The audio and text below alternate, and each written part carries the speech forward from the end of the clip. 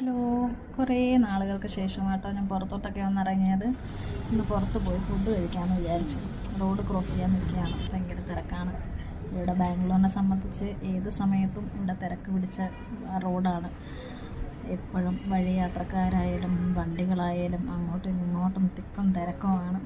അപ്പം ഞാൻ എന്നും ഒരു മലയാളി ഹോട്ടലാണ് കയറുന്നത്. ഇന്ന് വേറൊരു ഹോട്ടലിൽ, ഇതാദ്യമായിട്ടല്ല, ഇവിടെ സാധാരണ ഞാൻ കുഷ്ക കഴിക്കാനാണ് വരാറ്, കുഷ്കയും കബാബും. ഇന്ന് ഞാനെന്താ പൊറോട്ടയും ഗ്രില്ലും ഓർഡർ ചെയ്യാമെന്ന് വിചാരിച്ചു.